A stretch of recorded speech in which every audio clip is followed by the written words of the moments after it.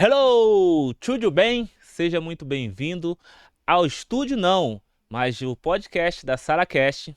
E você sempre está crescendo, desenvolvendo aqui com a gente. Antes de começar essa gravação, antes de começar essa entrevista, eu vou pedir uma coisa com muito carinho que você que já é inscrito aqui já sabe o que eu vou pedir. Compartilha. E não é só compartilhar com a família, com os amigos, compartilha com seus inimigos. Compartilha com aquele pela-saco que te perturba, que fica te enchendo a paciência. De repente, o conteúdo que está aqui, que vai entrar aqui dentro dessa entrevista, vai fazer esse camarada, essa menina ou esse menino muito mais feliz e vai parar de te perturbar. E aí é o verdadeiro transbordo que você vai fazer. Então, faça a pergunta, se inscreva e acompanhe a gente, porque sempre o finalzinho, como a gente já sabe a frase, o fim é melhor do que o começo. Fica até o final, que a gente vai entregar a melhor chave, o melhor código, como cada um fala, vai ser no final. Fechou? E eu tô aqui com a Carla... Ai, gente. Carla Weiss. O povo já sabe que eu, pra mim falar alguns nomes difíceis, o pessoal da SaraCast já sabe. Carla Weiss. O dono da história, um dos livros dela. Um dos livros. Querida. Ô, meu querido, Muito obrigado pelo obrigada. carinho. Eu também agradeço. Obrigado Prazer mesmo. enorme estar aqui com você Você e com a sua audiência. Você é uma simpatia pura, tá? Obrigada. Desde quando você chamou, a Clara me chamou, que é ela que te atendeu primeiro, depois eu fui acompanhando toda a conversa e eu falei assim, nossa, ela é bem carismática, bem legalzinha, Obrigada. tá? Você é muito bem-vinda e eu quero saber um pouco quem é Carla. Quem é a Carla Weiss? Até o final eu aprendo. Não tem problema, eu tô super acostumada É mesmo? a soletrar, a repetir, porque ele não é mesmo comum, então tá tudo certo, viu? Já te fiz uma pergunta, mas agora eu vou querer fazer, dentro dessa, eu vou... Quem é Weiss? É da onde? Weiss é Original? húngaro, essa terminação SZ. O Weiss com SS é alemão e o SZ é húngaro. Já É do meu começou com marido, eu alemão. casei com ele, eu falo que eu não devolvo mais. Foi acordo pré-nupcial, porque eu lancei livro depois. Ah, É até engraçado, eu tenho uma amiga que quando eu fui casar, ela falou assim, olha, se seu marido não fosse lindo e simpático como ele é, valeria a pena casar com ele só pra ter esse sobrenome Weiss. Lu, se você estiver assistindo, beijo, querida. Caraca, que top. Mas, minha querida, parabéns pelo nome. Parabéns. Aparentemente você falou ser apaixonada pelo teu marido. Sou. Muito top. E assim, a tua resposta agora com o corpo foi maior do que a tua voz. Ele é amor da minha vida. Fico feliz. E o que a Carla faz? Quem é a Carla? O que ela tá dominando na Terra? Então vamos lá. Pergunta que abre muitas possibilidades, né? Eu falo que a gente é sempre um ser humano integral.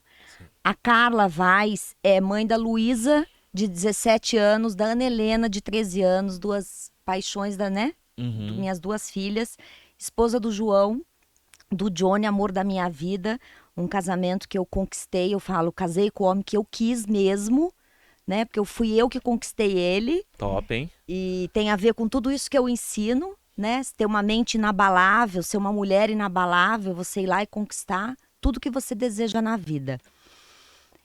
Eu sou escritora, eu sou conselheira do Instituto Êxito de Empreendedorismo, eu sou conselheira do CDV, da Associação Comercial de São Paulo, eu sou mentora de empresárias, de empresários e cozinheira de final de semana. Isso é top, Adoro hein? cozinhar e uma aprendiz. Amo os livros, amo a educação, aliás, a minha causa é a educação, Cândido. Desde pequenininha, eu aprendi com a minha mãe que a educação livra a gente, né, da ignorância e de ter uma vida nivelada por baixo. Então, a Carla é esse pupurri aí de coisas, amiga, enfim. É um ser divino. É uma mulher de 49 anos. Nossa, não parece. 49. Top, hein? Eu tô vendo aqui uma pergunta que eu queria fazer pra você. Por que, aonde foi que deu a virada de chave assim, que falou assim, ó, ser empresária faz sentido? Essa pergunta eu adoro responder ela quando me fazem, sabia? Falei da educação, né, na Uhum. resposta anterior. Quando eu era criança, eu sou do interior de São Paulo, de São José dos Campos, de uma família humilde, não passamos necessidade, não passamos fome, mas humilde, né? Eu ia para a escola a pé desde os 7 anos de idade, porque não tinha quem levasse, não tinha transporte, enfim. E meus pais sempre me incentivaram muito a estudar. A minha mãe não podia levar na escola, mas ela não deixava faltar aula. E o meu pai também lia muito. Então eu cresci nesse ambiente. E eu vi as pessoas que tendo vida boa e pessoas tendo vida ruim. E aí uma pergunta foi crescendo dentro de mim, por que umas pessoas têm vida boa e outras têm vida ruim? Quando eu entrei no mundo do trabalho, eu comecei a pensar por que umas empresas as pessoas adoram trabalhar e outras empresas as pessoas detestam trabalhar. Chegam a se ficar doente até Sim. de ambientes tóxicos. E essa pergunta foi me provocando. E conforme eu fui desenvolvendo a minha carreira executiva, eu fui executiva de grandes empresas, né? Comecei uma carreira em marketing e depois migrei para recursos humanos. Eu comecei a prestar atenção que tinha um padrão nas empresas que cresciam ano após ano, tinham sucesso, independente do setor, independente da região do país, se era nacional, multinacional. E aí eu comecei a me provocar a entrar em situações desafiantes. Então, trabalhar em setores diferentes, trabalhei no segmento financeiro, trabalhei em transporte, trabalhei em alimento, trabalhei em revista, no mercado editorial, em pequenas empresas, médias, grandes, nacionais e multinacionais. E pesquisando, e de tanto pesquisar, um dia me veio assim um insight, a minha cabeça explodiu, eu descobri o padrão que existe nas empresas que crescem ano após ano, que tem lucro, tem os funcionários engajados, tem os clientes satisfeitos, leais, que voltam. E aí o que eu fiz Tem uns foi... que nem vai, né? Continua, né? Tem uns clientes que ficam ali contigo o tempo todo. Que esse é o melhor cliente, porque ele é o mais barato, inclusive, e é o que vai te recomendar. E aí o que eu fiz foi decodificar isso, montei as minhas metodologias e aí eu falei, eu preciso compartilhar isso, primeiro que eu tive acesso a conhecimentos que são assim muito especiais, né? Eu já tive com Rancharan, eu já tive com Peter Senge, eu já estive com Jim Collins 3 vezes. Assim, com o que tem de mais top no mundo, porque as empresas que eu trabalhei me proporcionaram isso e eu aproveitei cada uma dessas experiências. Eu era aquela funcionária que ia ter algum evento, algum curso, alguma coisa. Se o meu diretor não me mandasse, eu pedia e eu dava um jeito de ir para eu poder aprender. Então eu falei, cara, eu conheço tudo isso, eu tive acesso a tudo isso, trabalhei com grandes empresários. Eu preciso compartilhar isso, porque eu sou muito patriota, Cândido. Preciso fazer esse adendo aqui. Isso é bom. Eu sou muito patriota. E eu falei, eu preciso compartilhar então isso. Você votou no vermelho? Oi? Não. Não votei no vermelho. É só pra quebrar o gelo. Não. Eu sou muito patriota. Inclusive, um dos temas que eu mais estudo e que eu conheço muito, pesquisei, varri já a história para estudar esse tema, é sobre protagonismo. E uma das desgraças do nosso Brasil, do latino, é a vitimização. Depois a gente fala disso. Só concluir aqui. Gostei. É verdade. E eu tenho 200 exemplos para trazer aqui do que porque isso faz a gente viver uma vida, às vezes, mais ou menos. Então, para não dizer medíocre, né? Para não dizer medíocre. E muitas vezes medíocre mesmo. Sim. Então, concluindo, aí eu descobri tudo isso, eu falei, eu preciso compartilhar. E com quem eu quero compartilhar? Eu atendo grandes clientes também. Semana passada mesmo eu estava com o vice-presidente de uma empresa multinacional, treinando ele e a equipe dele em liderança e confiança. Mas é principalmente as pequenas e médias empresas, porque são as que fazem o Brasil, empregam mais de 50% da mão de obra. Sabe por que eu tô assim? Porque nosso colega que saiu daqui falou a mesma coisa. Ah, é? Exatamente, vocês estão muito alinhados. Que legal. Por favor. É no mundo do trabalho que a gente se desenvolve. Então, meu raciocínio foi, se eu ajudar os empresários, donos e donas das pequenas e médias empresas, eles se tornarem mais conscientes, líderes, e as pessoas que trabalham nessas empresas se desenvolverem a protagonista, a gente cria o círculo virtuoso, que é o propósito da minha empresa. Por quê? pessoas melhores, são funcionários melhores, que são cidadãos melhores, que são pais, que são mães melhores. Por isso que eu falei que é integral e é sistêmico. Então, isso me motivou a deixar minha carreira executiva bem sucedida, né? Com bônus, com carro pela empresa. As pessoas falam que é loucura. Eu sou um pouco assim mesmo, porque o meu sonho é muito grandioso. E aí o meu trabalho, então, vem sendo compartilhar todo esse conhecimento que eu ganhei nas grandes empresas, acesso a esse conteúdo top, do que tem de mais moderno no mundo da gestão, com esses empresários que muitas vezes não têm como pagar por esse conhecimento. Verdade. Nossa, Respondi? respondeu sim. E ó, eu já te falei aqui nos bastidores, vou falar de novo, que a coisa me corrige, porque eu tenho um TDAH e eu posso fazer uma volta, hein? Me chama pra terra. É por causa que quem tem TDAH como nós, as informações ela vêm muito rápido. E as perguntas, nós mesmos fazemos as nossas perguntas, a gente responde, só que verbalizar a gente pula um monte de frase, um monte de palavra. Eu tô errado nisso? Não, é isso. Você sabe que quando eu escrevo mesmo o meu livro, tá? Uhum. Os meus livros.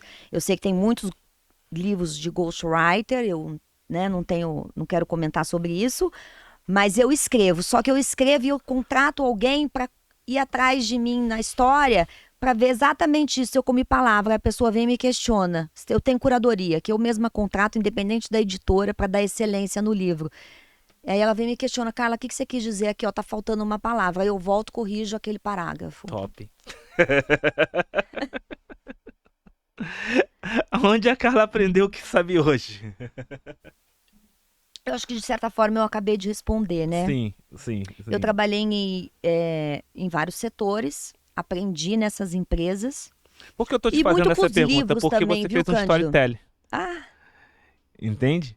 É por isso que eu tô fazendo a pergunta de novo. aqui, ó, storytelling. Entendeu? Eu aprendi nas grandes empresas que eu trabalhei, nas médias, nas pequenas, no mundo do trabalho, né? Eu tive uma carreira executiva aí, que é uma experiência de 22 anos. E com os livros, com os cursos, eu não paro de aprender. Eu sou aquela pessoa que faz terapia, que já fez muito coach quando era executiva. Agradeço, aliás, beijo enorme para todos que me ajudaram. Ninguém chega a lugar nenhum sozinho, né? Eu sou muito grata às pessoas incríveis da minha jornada. Eu tenho mentor, então assim, eu invisto muito também em mim, no meu autodesenvolvimento, no meu autoconhecimento, né? Eu tô sempre fazendo curso, treinamento, e não paro de ter mentor e mentor, enfim. Então é daí que vem esse conhecimento. E tá sendo incrível.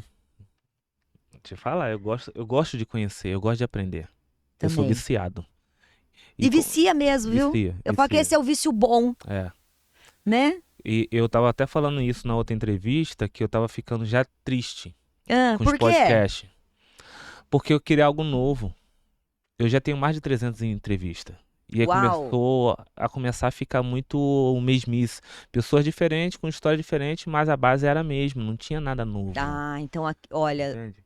Não tô desmerecendo ninguém, em nome de Jesus, não eu é entendo, isso. eu Longe entendo o seu disso. ponto. Entende? Mas é porque outro dia mesmo eu tenho uma pessoa que eu gosto muito na internet, aliás, que eu me conectei com ele num evento e já temos o WhatsApp um do outro, que é uma pessoa aí que hoje trabalha com comunicação, que é o Giovanni, o professor, e a gente estava falando sobre isso, né? Ah, o professor?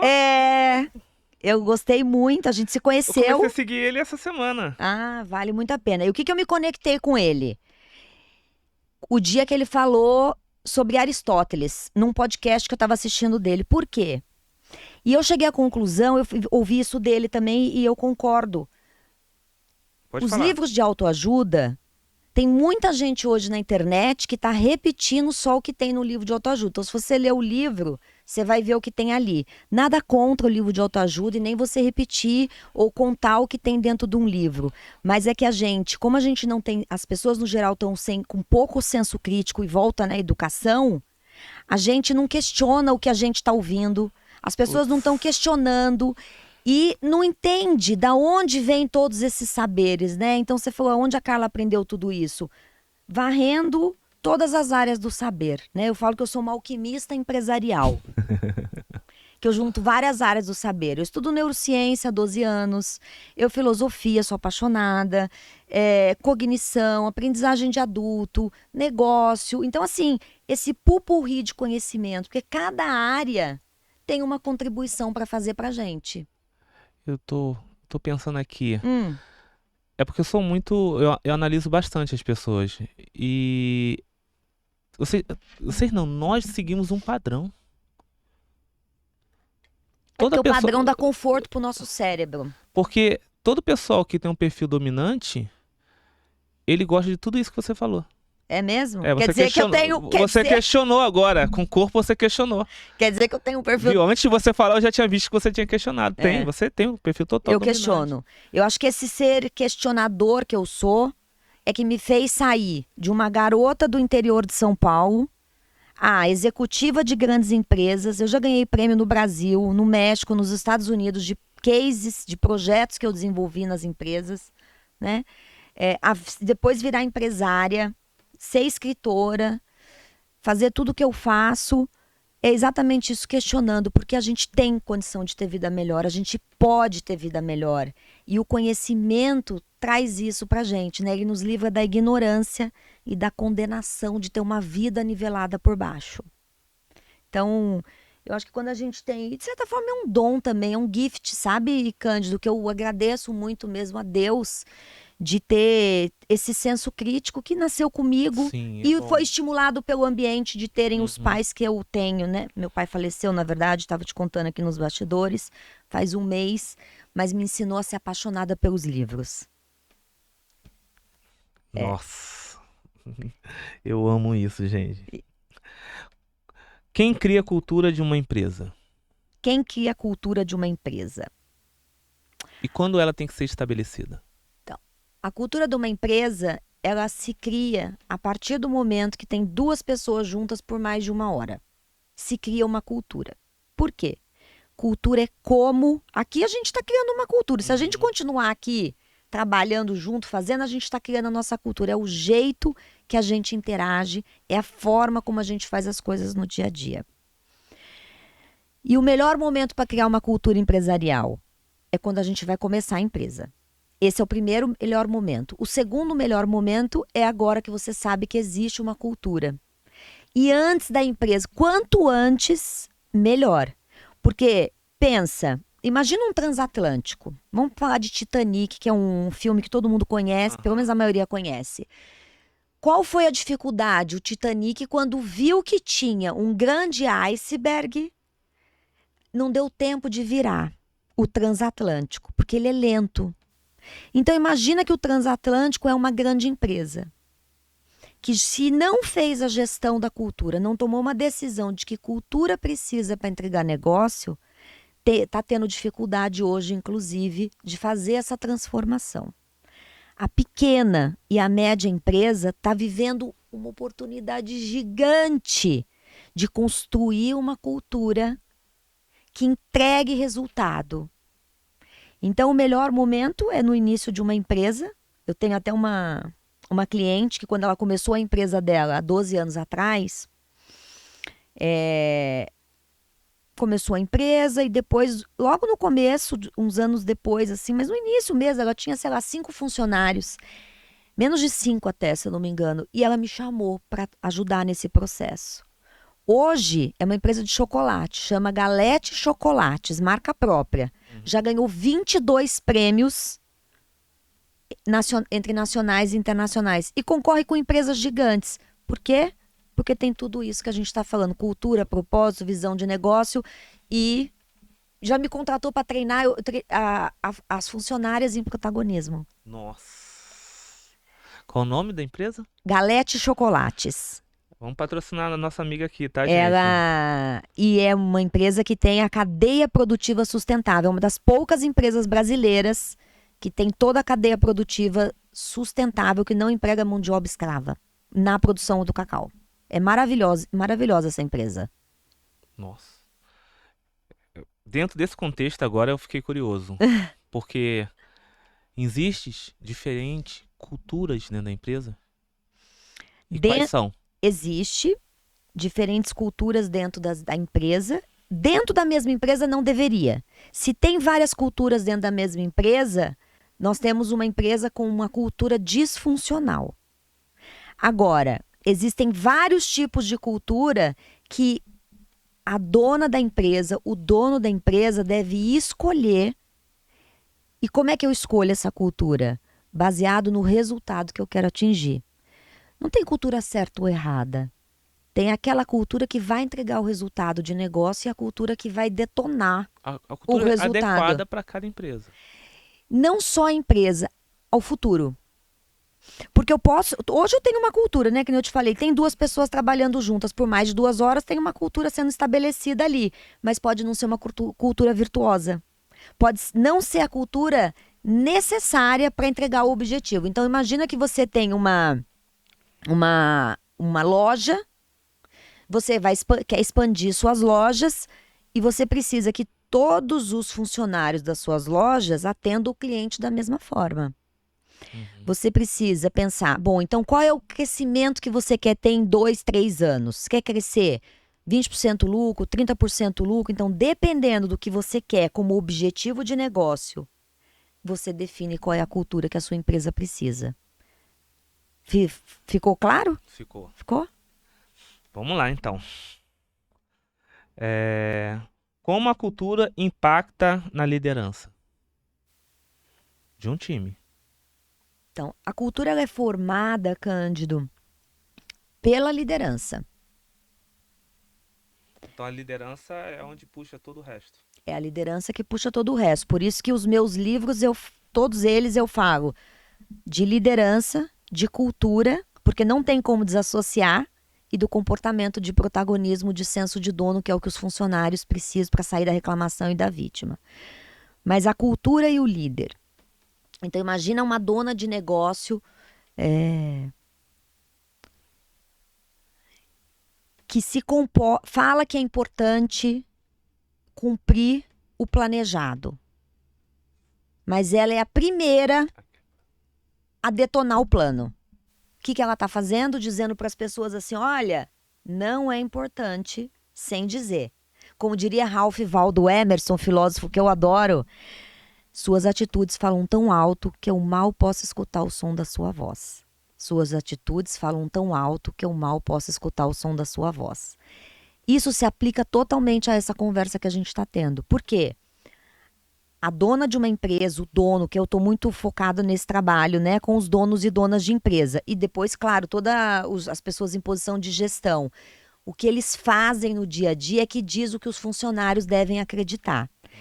Por isso que muita gente tem cultura, fala assim, tem um quadro de valores na parede, tem cultura estabelecida. Tem porcaria nenhuma. Tem nada. Primeiro, valor é como eu tomo decisão. Cultura é como eu ajo, é a minha ação no comportamento no dia a dia. Então, só definir quadro de valores, você não definiu cultura. Acho que essa é uma das grandes diferenças que eu trago no meu trabalho, por isso que dá tanto resultado para os meus clientes. Porque é completamente diferente, é pragmático. Eu falo de cultura focado em negócio, em resultado, em lucro, em crescimento, seja lá o que for o objetivo de negócio da empresa. Se o camarada, o funcionário, não quiser cumprir a cultura, manda ele embora? Tem 2 maneiras. Primeiro, eu preciso dar chance dele se ajustar. Agora mesmo, eu acabei de fazer a transformação numa empresa, uma seguradora. 20 funcionários. Começo do ano.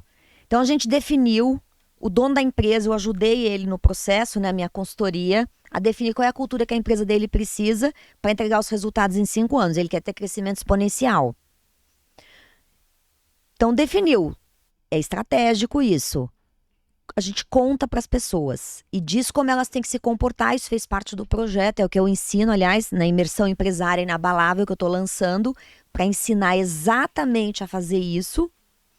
Aí a gente conta para as pessoas, precisa jogar na bola e dar uma oportunidade para elas se ajustarem. É isso que eu acredito. Eu não acho que a gente resolveu hoje instalar uma cultura de cliente ou de inovação ou de excelência ou de sustentabilidade e de repente as pessoas que não se ajustam eu saio cortando. Não, eu acho que isso não é jogar na bola, é jogar na canela. Então a gente conta, dá uma chance para as pessoas se ajustarem. Se elas não se quiserem se ajustar, aí é uma escolha dela, aí demite. E na verdade é ela que tá se demitindo, né? Ela que está se demitindo. Né? Mais pra essa área de que eu acredito, porque foi o que você falou também, uma das respostas do vitimismo. É isso. Você sabe que só é interessante isso porque as pessoas têm o direito de fazer escolha. Falando de líder protagonista, e eu conheço muitos que são assim, que querem muito que a equipe inteira que tem na empresa tenha aderência à nova cultura, continue com a empresa, cresça com a empresa. Eu tenho inúmeros exemplos para trazer de transformação que eu já fiz. Como empresária, como consultora, como mentora. Mas tem o outro e a gente não controla o outro. Então tem funcionário que não quer fazer parte daquela mudança. E não querer, não é porque ele é resistente, tá? Tem o ser e o estar. Então, por exemplo, eu posso hoje, até eu já vivi isso quando eu era executiva. Eu trabalhava numa empresa que era de um jeito, quando eu entrei lá. E aí começou a mudar tudo. E eu tinha acabado de ser mãe, eu tinha planos, eu tinha algumas questões que estavam acontecendo na minha vida pessoal. Meu marido tinha acabado de descobrir uma leucemia. E aquilo que eles estavam fazendo, querendo fazer, a forma como eles queriam tratar os funcionários não fez mais sentido para mim. Então, eu não quis aquela mudança.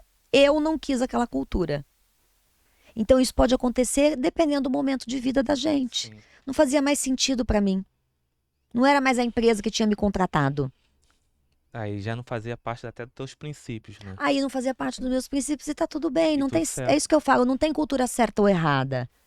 Sim, tem a que encaixa de acordo com o teu princípio, dos teus ideais e tudo mais. É. E quando a empresa sabe qual é a sua cultura, ela já contrata o funcionário aderente à cultura. Essa é a melhor decisão.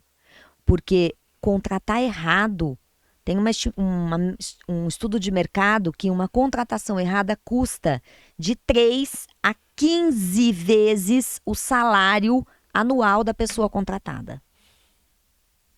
É dinheiro escorrendo pelo ralo.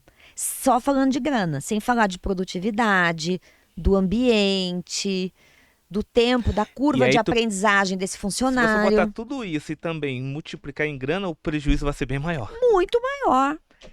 Por isso que a gente precisa falar desses assuntos. E por isso que eu escolhi trabalhar com o pequeno e com o médio. Porque são informações que vão fazer essas empresas prosperarem. E se essas empresas brasileiras prosperarem, ensinarem o protagonismo para as pessoas, cara, a gente vai viver num país muito melhor. Sem dúvida. 52% dos empregos formais são gerados pelos pequenos e médios. Somos nós que lideramos esse Brasil. Vamos lá, vou te fazer outra pergunta aqui. O que fazer quando a equipe não consegue a cultura? Pode ser que isso é problema do líder? Pode, claro. Pode ser. Lembra que eu te falei agora há pouco de eu não ter consciência do que eu tô querendo? Então eu falo que planejamento é importante, mas eu sou o primeiro a furar o planejamento.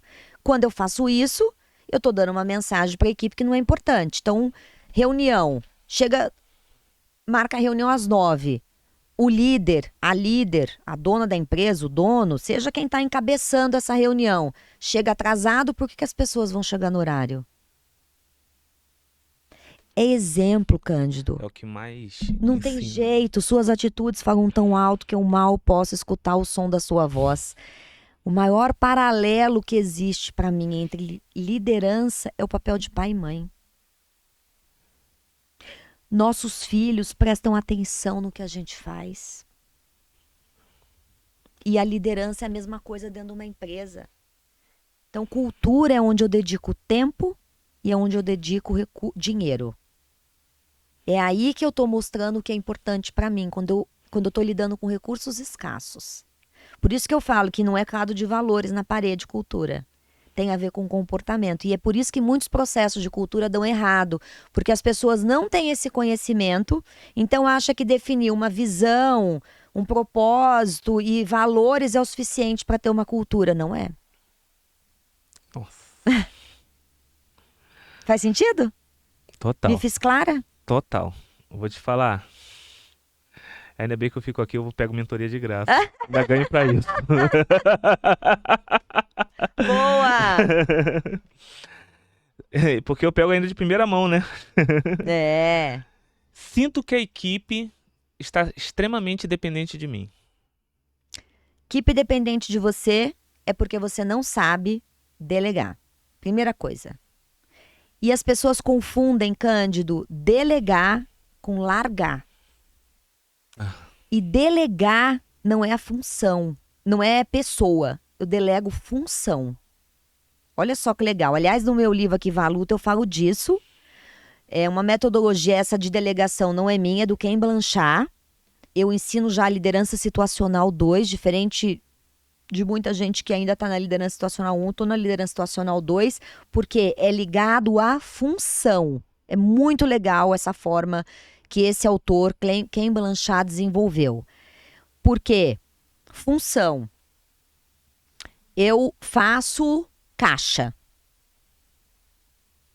Função. Função. Caixa. Não é a pessoa. Então, o Cândido está comigo trabalhando na minha empresa há bastante tempo. Eu acho que ele está pronto. E aí a gente resolveu desenvolver uma embalagem completamente diferente. Eu não ensino para ele como é essa nova embalagem e largo na mão dele. Vai dar ruim. É função. Então, a gente vai desenvolver uma nova embalagem, ou eu desenvolvi com o fornecedor e a gente quer produzir uma nova embalagem, eu vou pegar o Cândido e eu vou fazer o processo da liderança situacional que o Ken Blanchard ensina pra gente. Então, primeiro eu preciso dizer o que tem que ser feito. Eu preciso ser diretivo, daí eu vou dar apoio, treinamento para o último estágio. São 4 quadrantes. O último é a delegação, que é quando eu vejo que o funcionário aprendeu, então, produzir aquela nova caixa na nova tecnologia. E eu não abandono ele totalmente. Eu fico ali, de perto, para orientar, caso tenha dúvida. Então, é isso que as pessoas confundem muito. Eu acho que delegar tem a ver com a pessoa e não necessariamente. Delegar tem a ver com a função, com a tarefa. E é por isso que muitos processos de delegação dão errado. Você está dizendo que seria o mais adequado ver aquele funcionário, aquele parceiro, ver o que ele se adapta melhor, onde ele está qualificado melhor, seria também isso? Também. Quando eu vou delegar uma função para alguém, eu tenho que ver o nível de competência, de desenvolvimento que essa pessoa tem em relação àquela tarefa. Sim. Então, é exatamente isso. Na próxima vez que você me convidar para vir aqui, eu vou trazer um papel para poder escrever. Eu gosto bastante de desenhar para trazer essa clareza. Então, o funcionário, quando ele está no primeiro... aliás, tem aqui, ó. Pode olhar? Pode, deve. Deixa eu ver se eu acho aqui no capítulo. Esse livro teu, ele tem tarefas? Muitas. Eu tô vendo aqui. Tá vendo? Aqui, ó, ele tem exercícios e ao final de cada capítulo tem um mapa mental. Nossa. Com o resumo, porque como eu escrevo negócio em formato de storytelling, tem pessoas, essa é a evolução que eu fiz do primeiro livro para esse. Tem pessoas que precisam da coisa mais estruturada. Então eu fiz o mapa mental no final para ajudar, né? E todos os tipos de modelos mentais. É que eu tô sem óculos, eu não enxergo aqui o número, por isso que eu tô pelejando. Aqui, ó. Ó. Esse aqui é o modelo do Ken Blanchard, liderança situacional 2, tá vendo? Então, eu tenho os quadrantes e ele segue assim, do aqui para cá, estilo 1, estilo 2, estilo 3, só aqui que eu vou delegar. E cada quadrante tem a ver com o nível de desenvolvimento do funcionário. E é na tarefa. Então, aqui tem, nesse material, o livro, tem no livro dele também, claro que é um livro bem grande, mas aqui eu dei uma... simplificada sem ser simplório, mas para ser mais rápido, mais produtivo. Agora quem quiser se aprofundar, claro que eu super recomendo o livro dele. E aqui também tem exercícios para quem quiser aprender a liderar, a delegar. Caramba. Qual é o nome aqui do livro? Valuta. Faz o merchan ó. Pode fazer merchandising? Faz, tem que fazer. O Valuta, Cândido, eu trago uma das minhas metodologias principais, que é o líder estrela. Aqui eu conto a história de Nicole Becker, que é filha de família empresária. Ela volta dos Estados Unidos, Nicole. Estudou fora, cheia de conhecimento. Então aqui eu falo da tradição e inovação, que não é ou, é e. Então ela volta cheia de conhecimento, estudou fora nos Estados Unidos e volta arrogante, achando que tudo que a família estava fazendo estava errado. E aí tem um choque de geração. Alguém conhece essa história? Já viveu isso? Né? O pai dela, Klaus Becker, que está presidente da empresa, a empresa foi fundada pelo bisavô da Nicole, resistente a tudo que a gente está vivendo de mudança no mundo. E ela cheia de inovação, só que ela sem experiência e sem maturidade. Aí eles têm um arranca-rabo aqui, logo no início da história, e ela rompe com a família. E aí ela vai viver uma experiência trabalhando numa outra empresa. Então ela aprende o curso do Líder Estrela. Aliás, ela faz o curso com a Carla Vaz, ela vai num curso meu, eu conto aqui na história. E aí ela entra para trabalhar numa empresa e vai aplicando a metodologia. Então, a partir da experiência da Nicole, o leitor aprende. Então, tem os dilemas dela, tem a vitimização dela de achar que todo mundo tá contra, como ela saiu da vitimização. E aí, o final do livro eu não posso contar, né? Claro que Prefácio do Herbert Steinberg e do querido amigo Geraldo Rufino. E aí tem... Rufino, amigo do coração que eu amo de paixão. E como eu te falei, tem exercícios e mapa mental. Quer ver? Deixa eu mostrar aqui o mapa mental. O primeiro capítulo ele tem aqui no livro e os outros tá para baixar. Vamos ver aqui. É duro, viu, a idade. Minha vista tá ladeira abaixo. Aqui, ó. Tá vendo? Nossa. Tem o principal conceito que foi trabalhado dentro do capítulo. Nossa. E eu me desafiei a escrever em formato de história desde o dono da história, porque a gente chegou aqui na humanidade onde a gente chegou pelas histórias, né? E como as pessoas não gostam de ler no Brasil... A cultura de ler é muito pouca. Então, esses são os feedbacks, né? O dono da história, por exemplo, ele tem 5 estrelas na Amazon, da maior resenhista de livros da Amazon. Da Leila. Na época que ela deu 5 estrelas pro dono da história, que é esse primeiro livro aqui, ela já tinha resenhado mais de 1.500 livros para a Amazon. Nossa.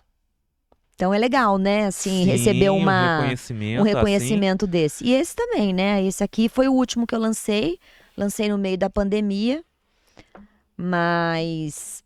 E aí eu evoluí. Que aí eu... Eu processo de aprendizagem constante. Eu lá na Sala Cast, a gente tem uma estante e a maioria das pessoas que vão lá traz um livro, né?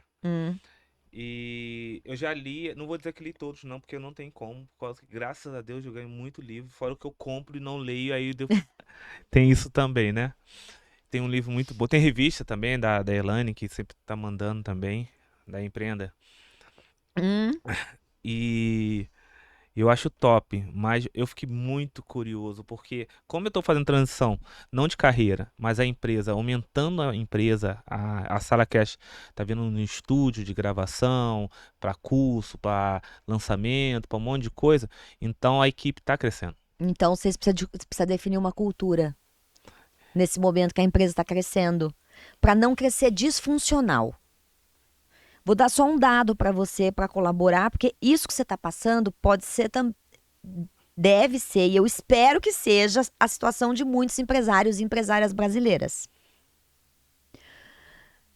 Crescer de forma desestruturada, eu tenho um impacto negativo no meu resultado. Num cenário, segundo o Instituto Uma Synergistics, que é um instituto americano, num impacto conservador, eu tenho 28% de impacto no meu resultado se eu crescer desestruturado sem cuidar da cultura. E num impacto dramático, 57% do resultado é comprometido pelo crescimento desestruturado sem cultura. Putz. É dinheiro... Isso acontece, né? E acontece muito, vai pelo ralo. É dinheiro escorrendo pelo ralo. Nossa. Vamos voltar para as perguntas. Funcionário está forçando a demissão. Nossa, isso daqui infelizmente, é muito comum. Funcionário forçando a demissão. Funcionário forçando a demissão, demite. Não enrola, não fica com luta de Nada. ego. Nada. Para com isso. Funcionário, quando tomou a decisão de ir embora, deixa aí. Ninguém é eterno. Funcionário não é eterno. Casamento não é. É claro que a gente quer que seja. Quando eu falo isso, as pessoas às vezes se assustam e falam: Nossa, Carla, não é. A gente quer que dure. Né? Eu tenho um casamento de 18 anos, muito feliz. Trabalhei em empresas que eu amava, trabalhei no Banco Real, né, com Fábio Barbosa, tem um projeto que eu liderei no Banco Real que está num livro da professora de Harvard, como um case em sustentabilidade, de inclusão de fornecedor em sustentabilidade, ó. Hoje a gente chama de ESG, né?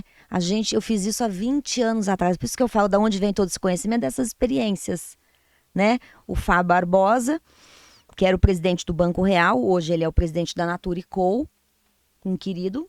Se estiver assistindo a gente, beijo, que eu aprendi e aprendo muito com ele. Não é eterno. Então, o Banco Real, por exemplo, foi um lugar maravilhoso. Mas eu um dia resolvi sair de lá. Ele ainda existia quando eu saí do Banco Isso que eu Real. ia perguntar, foi dentro da transição? Não. E foi interessante, porque eu saí do Banco Real antes dele ser comprado. Aliás, ele foi vendido. Ó, o que é cultura? Falar de resultado, já que eu falei do Banco Real. O Banco Real, quando foi vendido, ele tinha 20% de lucro líquido sobre o patrimônio acima dos concorrentes. É muito dinheiro, gente. Mas é muito dinheiro. 20% de Acima. lucro líquido sobre o patrimônio acima. Aí, quando eu trabalhava no Banco Real, as pessoas falavam, tinha gente que falava assim pra mim, mas banco tem dinheiro para fazer transformação de cultura, para formar liderança. E os outros bancos não tinham? É. Percebe? Então, isso é liderança, consciência de liderança e estratégia. O Banco Real escolheu a cultura de cliente quando começou, logo depois que o ABN comprou o Banco Real, que ele era o banco ainda do Dr. Aloysio, que a gente chamava o Banco Real marronzinho, Uhum. Eu era do Banco Real, depois virou do Santander, né? para se diferenciar. Então, é uma decisão de negócio, é uma decisão estratégica. E eu fui para o Santander, Cândido, contratada lá para implantar a cultura de cliente antes do Santander comprar o Real. Eu conheci a cultura pura. Caramba. Que foi um dos desafios que eu falei aqui no início da entrevista, que eu me desafiei a mudar de empresa. Essa foi uma delas. Então, eu trabalhava num Banco Real, que era uma cultura, tinha uma cultura que foi definida. E eu fui contratada para trabalhar num outro banco. Então, mesmo setor, os dois multinacional, mesmos recursos financeiros, mesmo acesso à tecnologia, mesmos prédios, podendo contratar inúmeros profissionais para conhecer a cultura pura do Santander. E era o oposto do Real. Foi uma escola maravilhosa de aprendizagem. Daí depois juntou tudo e é história para outro podcast. É história para outro podcast. Mas essa é uma das experiências, que cultura é decisão de negócio, não tem a ver com dinheiro, tem a ver com escolha da liderança. Você deixou isso bem claro agora na questão dos bancos, né? É. E tem Olha um aí, monte de arrancando. exemplo para dar nesse sentido, viu? Eu atendo cliente do agronegócio, eu tenho cliente da educação, agora mesmo, estou fazendo transformação, estou mentorando uma empresa que a sócia, Carol, tem uma universidade no Tocantins. Tem visão, quer crescer, sacou que precisa de cultura. Então, eu tenho cliente na educação, no agronegócio, que tem cases maravilhosos, serviço financeiro, seguros, qualquer lugar. Cultura é estratégia de negócio, independente do setor, Depende do do setor. segmento, independente do setor. E qualquer nicho tem que ter cultura. Já tem. Eu falo que a cultura boa, ela não brota do chão, ela já tá lá. Quer ver uma metáfora que eu gosto muito de usar? Imagina, sabe aquele marionete que a gente tinha Aham. antigamente? O pessoal não conhece. Pendurado? De hoje não. De hoje não conhece? Mas dá um Google aí, a garotada. Isso aí. Marionete. O bonequinho aqui é a empresária ou o empresário. E essa mão invisível aqui é a cultura, que está fazendo o quê? Gestão da empresa. Uhum. E ao contrário do que muita gente pensa, eu posso fazer gestão de cultura. É isso que eu ensino Top. no meu trabalho. Cultura é intangível, mas pode ser engasguei. Mas pode-se fazer gestão da cultura. Cultura já tem, é só você fazer, reconfigurá-la. E se você não reconfigurar, é ela que está gerenciando o seu negócio. É por isso que dá resultado Tá ruim. ruim. Vamos voltar para os funcionários. Funcionário que só reclama dentro da empresa. É o vítima, né? É o vitimista. É o vitimista. Uma média de 70% da população brasileira passa a maior parte do tempo na posição de vítima. Isso é um dado empírico que eu tenho do Instituto Carla Vaz, Vox Populi. Brincadeira. Porque eu venho pesquisando isso, a gente não tem mesmo um dado, mas toda empresa que eu faço transformação, todo lugar que eu vou, enfim, todos os fóruns, e também a gente só olhar pro paternalismo que existe dentro do Brasil, a dependência do Estado, do governo, isso tudo tem a ver com vitimização. Então, se a nossa sociedade brasileira se comporta na maior parte do tempo como vítima, isso está nas empresas. Porque a empresa é um reflexo da sociedade. Uhum. Né? Sim. Então, se eu tenho pessoas vítimas na sociedade que estão reclamando do governo, que acha que o Brasil vai se resolver nas urnas, não vai. O Brasil resolve com as nossas atitudes diárias. E a empresa, para crescer, precisa de funcionário com senso de dono, protagonista, que é o oposto da vítima. Uhum. Quer ver a vítima? Chega atrasado na reunião. Qual que é a coisa que as pessoas mais falam nos grandes centros? Eu não, sinceramente, o trânsito. O trânsito. O trânsito, eu controlo? Não. Então, eu controlo, a única coisa que eu controlo são os meus pensamentos. Mas está na nossa cultura. Por que eu me comporto como vítima? Aí também é assunto para outro podcast, mas eu vou falar rapidinho, porque eu fui estudar neurociência para entender isso. Uhum. Quando nós somos crianças, nós nos comportamos como vítima. Vem de fábrica. Já vem de fábrica. Porque eu quero reconhecimento, eu quero o amor da mamãe e do papai, ou dos grandões que nos educam. Uhum. Então, quando eu tiro de mim a responsabilidade e ponho no outro, eu sou inocente. Eu ganho com isso. Quando eu estava escrevendo, pesquisando para escrever O Dono da História, a minha segunda filha, Ana Helena, era pitititica, tinha 2 anos e meio. Aí eu cheguei um dia em casa à noite, a minha filha mais velha estava chorando e a pequena no canto. E já conheço, porque a bichinha era encardida, né? Assim, ela era virada, bem agitada. Falei, Ana Helena, o que aconteceu aqui? Por que sua irmã tá chorando? Bati na uíça, mamãe, com o dedo apontado, porque ela me provocou. Eu falei, uau! A bichinha mal sabe falar, mas sabe culpar. Os evangélicos diz que é síndrome de erradão. Botar a culpa no outro. Aliás, Gênesis, né? O que Adão falou, né? Pra Deus, quando Foi você que me deste essa mulher. Foi a mulher que tu me destes. Então, tá na história da humanidade. E a gente nasce vítima. Por isso que uma das coisas que me levou a estudar neurociência 12 anos atrás foi para entender esse mecanismo. E a beleza hoje da neurociência é que a gente estuda cérebro vivo em atividade. E há 15, 20 anos atrás a gente estudava cérebro morto. Então hoje a gente tem muita informação. Né? Inclusive é o que eu trago nas minhas metodologias, eu tudo baseado na neurociência. Mas voltando à vítima, então a gente aprende isso, a gente vem de fábrica com isso. Dependendo da educação que eu tenho, eu aprendo sobre responsabilidade. Então é assim, ó, a vítima mora no nosso cérebro emocional, que ele é rápido e ele que toma a maior parte das decisões. O senso de dono, o protagonismo, a responsabilidade, que é o mesmo nome para né? Tem pequenas diferenças, mora no meu sistema 2, que é o meu racional.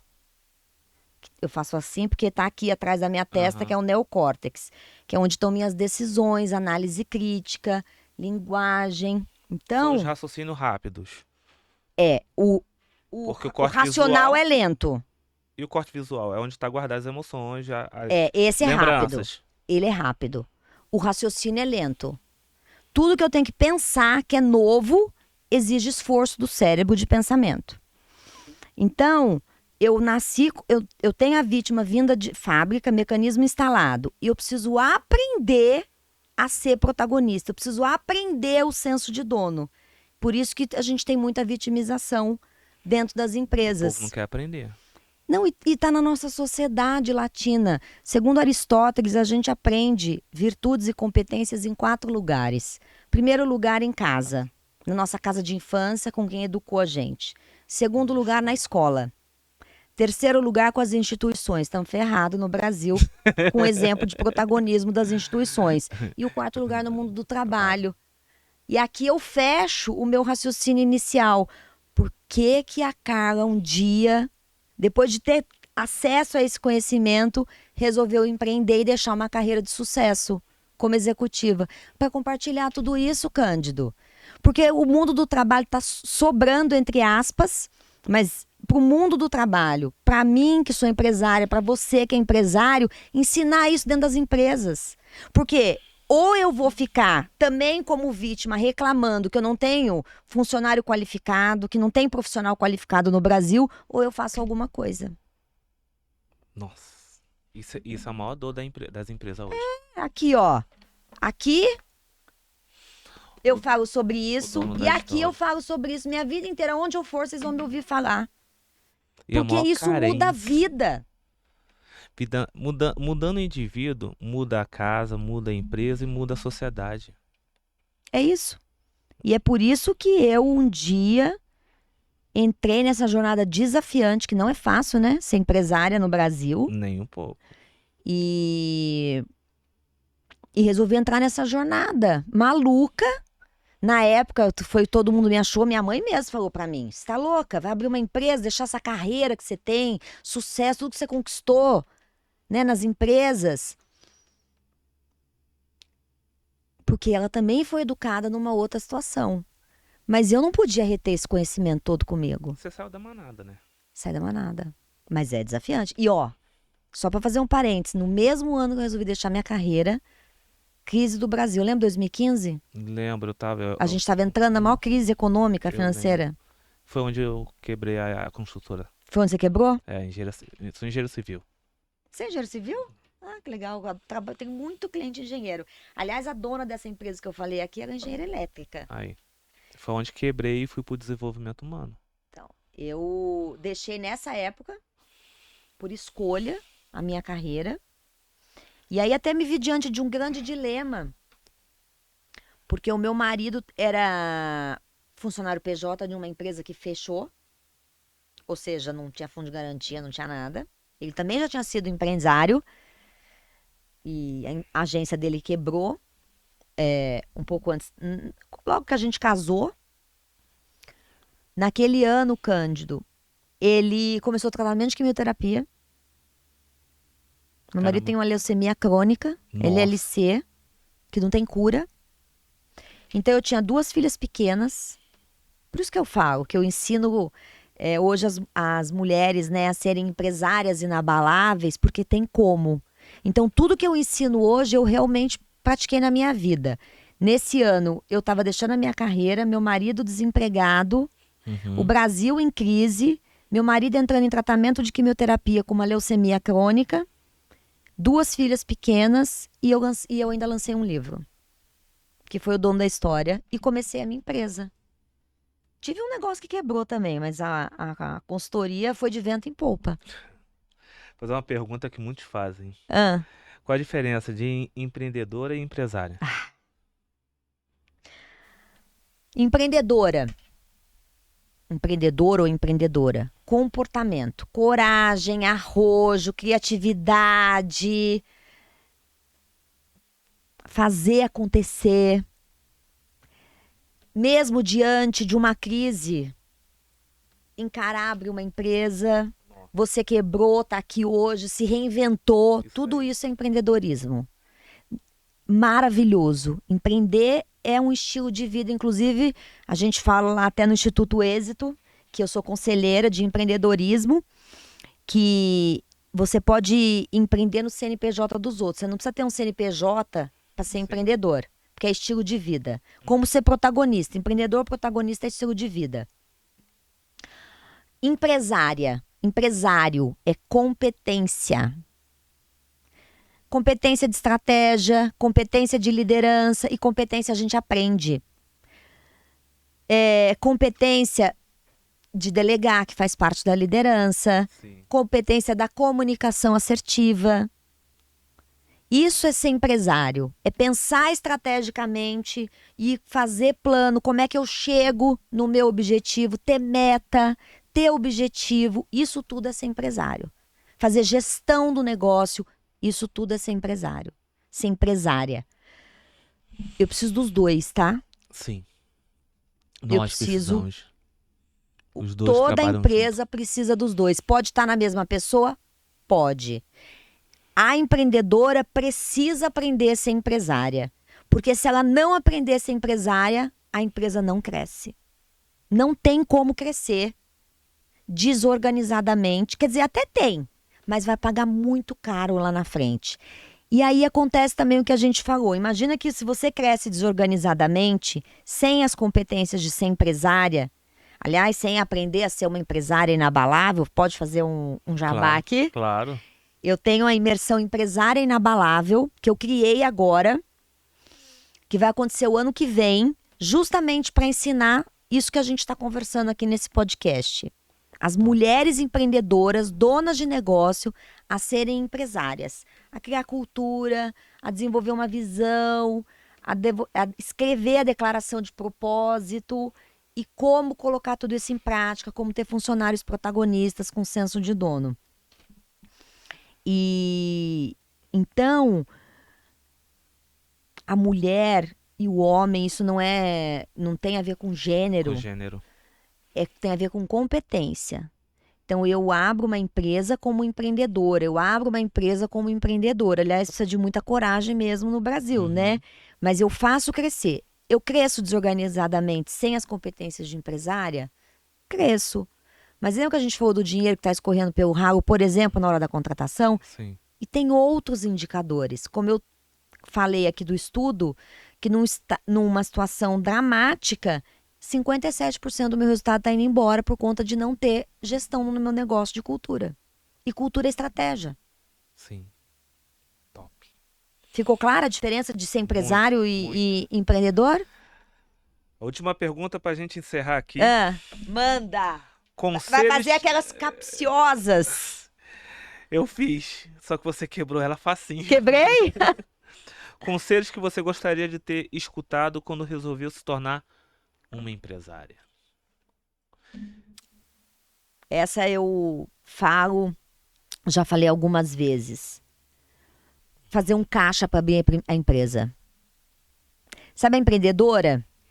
Eu usei mais meu arquétipo de empreendedora do que de empresária. Porque as competências de empresária eu usava como executiva. Só que quando eu fui abrir empresa, eu não usei. Eu cometi um erro grande nessa hora. E eu não tinha um caixa para 2 anos, por exemplo. Estruturado para uma crise, entendeu? Porque os imprevistos acontecem. Eu nunca imaginei que meu marido ia entrar em tratamento de quimioterapia. E não é um imprevisto simples, né? Não é um imprevisto simples. E os imprevistos continuam acontecendo. Aprendi. Eu tive câncer de mama em 2019. Fiquei 7 meses fora do trabalho, mas daí eu já tinha aprendido. Então a gente pode aprender, a gente tem a oportunidade de aprender, né? Mas esse foi o grande erro que eu cometi e é um conselho que eu gostaria de ter escutado antes e ter aprendido mais sobre gestão financeira do meu negócio. Planejado a gestão financeira para poder abrir a minha empresa. Porque, sabe o arrojo do empreendedor, que eu falei aqui, que é o comportamento do empreendedor? Então, eu tenho isso muito forte. Tanto que quando eu era funcionária de empresa, eu falei aqui pra você que eu ganhei tem alguns cases, né? Prêmios no Brasil e no exterior. Nenhum deles foi algum chefe ou que me pediu pra criar aquele projeto. Eu fui lá, fiz, propus, que é o comportamento empreendedor. Apliquei, trouxe resultado e aí teve reconhecimento de mercado. Agora, quando fui abrir minha empresa, eu cometi esse grande erro. Esse era um conselho que eu gostaria de ter escutado. Carla, faz um caixa de 1 ano, pelo menos, para os imprevistos, porque imprevistos acontecem. Existe um padrão, vou aumentar aqui. Já deu 1 hora, mas vamos continuar. Existe um padrão de porcentagem desse caixa que tem que separar? Não, depende, ele varia de indústria, né? Se você vai serviço, tem variação, se é comércio, se você vai ser uma franquia, então tem essas variações. Eu não tenho esse número de cabeça não, Cândido, mas tem bastante variação. O que acontece é que se você vai montar serviço, como eu montei, você vai ter um baixo custo de produção, então você tem um escritório, você tem um custo de infra baixo, mas você precisa de profissionais melhores. Então, o profissional de serviço, ele é mais qualificado e ele tem um salário melhor, uma remuneração maior, né? Então, aqui tem uma diferença. Até porque trabalha com intangível, né? Então, são características diferentes. Se você vai produzir, é outro tipo de investimento que você precisa. Se você vai ser uma franquia, é outro tipo de investimento. Entendi. Então, você tem que analisar bem o setor que você está, qual é o tipo de negócio e fazer... Até outro dia eu dei uma mentoria online, ao vivo, de um programa que eu participo e estava falando sobre isso. Planilha tudo. Esse foi o erro que eu cometi. Então, qual é a minha previsão de aluguel? Qual é a minha previsão de salário? Qual é a minha previsão de conta de água, de luz? Põe tudo, demonstrativo de resultado em exercício. Põe tudo ali, mesmo como provisão. Então a minha provisão é que minha empresa vai custar R$10.000 por mês. Em 1 ano, 12 meses, eu tenho 120 mil de custo. Em quanto tempo eu vou gerar isso? E se eu não tenho isso ainda em caixa, como é que eu faço para gerar esse caixa? Entendi. Então, isso é importante fazer. E muitos dos pequenos empresários, das pequenas empresárias, não fazem. Eu caí nessa armadilha por até não parar para pensar, porque eu sabia fazer. Eu só não parei para pensar. Que é quase excesso de protagonismo. Entendi. Que a gente corre esse risco. Nossa. Excesso de protagonismo. Eu fui no excesso. Aí eu aprendi. Eu espero. Não, acho que eu aprendi sim. Porque eu quebrei uma empresa. Nossa. Com eu isso. Já quebrei 2. Com isso. Eu quebrei uma. Não, quebrei uma. Com uma. A outra não foi isso, não. Agora que eu lembrei. Eu montei 2. Uma é a que eu tenho hoje, que continua, e uma quebrou. Carla Vai. Muito obrigado pelo carinho, obrigado pelo você, meu querido. transbordo, um baita de transbordo de conhecimento. Por isso que eu joguei o verde, porque eu quero o livro. Mas vai ter o livro. Porque me deu, assim, deu É sede. seu. É sede de aprender mais. Até o motivo que eu acabei de falar, né? Pela transição da empresa, pelo crescimento da empresa. Então, eu vejo que há necessidade de buscar mais conhecimento e nada melhor do que uma pessoa que já tem resultado, tem conhecimento, vai filtrar tudo aquilo que eu poderia buscar, você vai trazer já filtrado. Tá filtrado mesmo. E assim, ter empresa não é brincadeira, né? A gente precisa levar a sério mesmo com você, sabe? Porque Cândido, não é só buscar empresa, conhecimento. É família. Isso. Tem um monte de gente que depende da gente. Isso aí. Né? Então, você tem um funcionário, por trás, você tem uma família. Isso aí. E uma casa, tem que buscar conhecimento. Se eu puder, posso deixar uma mensagem final aqui? Você deve. A educação livra a gente de ter uma vida nivelada por baixo, da condenação de achar que a vida que a gente tem é suficiente. Como diria Jean Paul Sartre, Não importa o que a vida te deu, importa o que você faz com o que a vida te deu. Não importa o que a vida te deu, importa o que você faz com o que a vida te deu.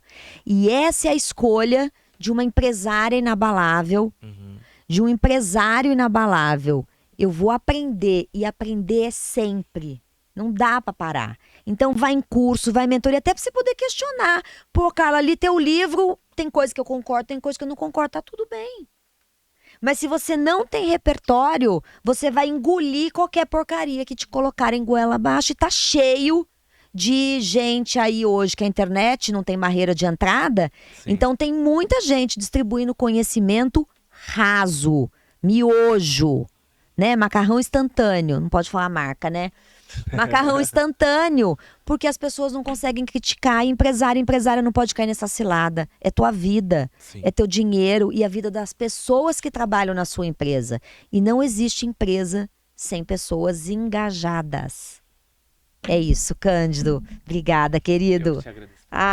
Muito obrigado mesmo. Beijo pra todo mundo que assistiu Obrigado. A gente. Que Deus continue te abençoando Amém. ricamente. Obrigado pelo transbordo. Realmente, parece assim, redundante, mas assim, eu gosto por causa que faz tempo. Eu tava falando aqui com o Moisés, eu falei, Moisés, faz tempo que eu não escuto coisas novas. Vocês dois de hoje, nessas entrevistas, me deixaram assim, bem feliz mesmo. Porque coisas novas, coisa que realmente não é raso. Não é raso. É bem profundo e dá realmente um aquecimento para os empresários e para os investidores, para os empreendedores. Recomendo. Gente, não deixe de compartilhar, não deixe de se inscrever, não deixe de fazer pergunta. Todo o material dela, todo o site, no caso o Instagram, vai estar na descrição desse vídeo. Você fica à vontade para clicar, chamar ela, o livro, para entrar em contato. Eu recomendo, por isso que eu joguei aqui um verde aqui para pegar esse livro. Eu te recomendo. Não preciso fazer propaganda, é só ver o vídeo e rever que você vai ver que nós precisamos aprender um pouco mais. Fechou? É nós e que Deus continue te abençoando ricamente. Croquete.